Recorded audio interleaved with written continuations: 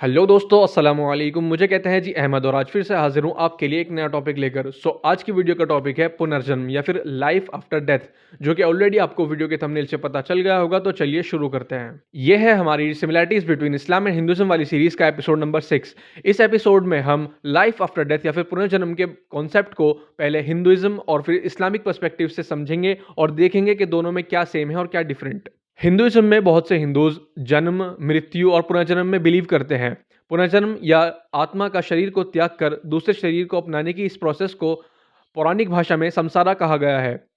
संसारा अपने आप में एक थ्योरी है जो इस पूरी प्रोसेस को डिफाइन करती है।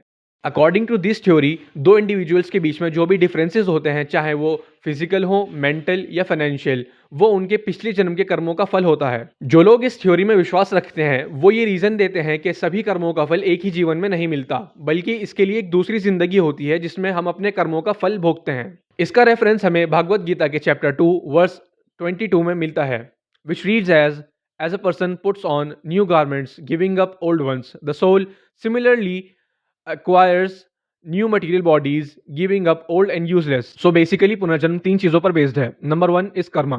It is the law of cause and effect.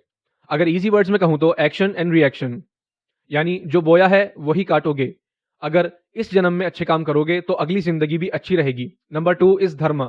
धर्म मीन्स राइटियस ड्यूटीज, और अगर कर्मों को ठीक रखना है तो धर्म को फॉलो करना बहुत जरूरी है। धर्म आपकी इस जिंदगी के साथ साथ अगली जिंदगी को भी अफेक्ट करता है। नंबर 3 मोक्ष। मोक्ष यानी मुक्ति। मुक्ति उसे कहते हैं जब आप जन्म और मृत्यु के इस साइकिल से आजाद हो जाते हैं, और ये तब होता है जब आप अपने सभी कर्मों का फल भोग लेते हैं, यानी RHS is equal to LHS। लेकिन अगर हम इसकी ऑथेंटिसिटी की बात करें तो हिंदुइज्म की सबसे ऑथेंटिक बुक्स यानी वेदास में इस कॉन्सेप्ट का कहीं कोई जिक्र नहीं है।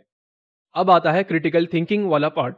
अगर हम थ्योरी ऑफ रीबर्थ के लिए जो कॉमन वर्ड यूज होता है पुनर्जन्म, उस पर फोकस करें और इसका संधि विच्छेद कर कर देखें तो ये दो वर्ड्स को मिलाकर बना है, पुनः और जन्म। पुनः का मतलब होता है नेक्स्ट टाइम या अगली बार, और जन्म का मतलब होता है जिंदगी। तो इसका ट्रांसलेशन हुआ द नेक्स्ट लाइफ और द लाइफ हेयर आफ्टर। इसका ये मतलब बिल्कुल नहीं होता कि धरती पर बार बार जीवित रचना के रूप में पैदा होना। अगर हम वेदास के अलावा हिंदुइज्म की दूसरी बुक्स भी पढ़ें तो हमें बार बार जन्म लेने वाला कॉन्सेप्ट कहीं नहीं मिलेगा, बल्कि एक अगली जिंदगी या द नेक्स्ट लाइफ के एक से ज्यादा रेफरेंसेस मिल जाएंगे। और भागवत गीता और उपनिषद्स के सेवरल कोटेशंस ऐसे हैं जिनसे हमें इस बात की सच्चाई का पता चलता है।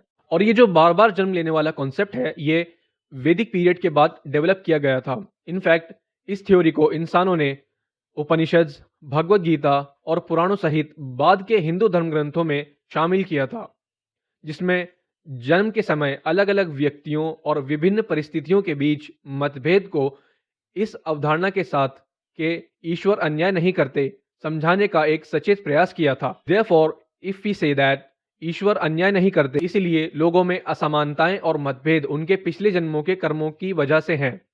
तो इस्लाम के पास इसका एक बहुत ही तर्कसंगत और रैशनल आंसर है, जिसको हम अगले वीडियो में डिस्कस करेंगे इंशाल्लाह। So that's all for today. मिलते हैं आपसे अगली वीडियो में, तब तक के लिए जज़ाकल्लाह खैर।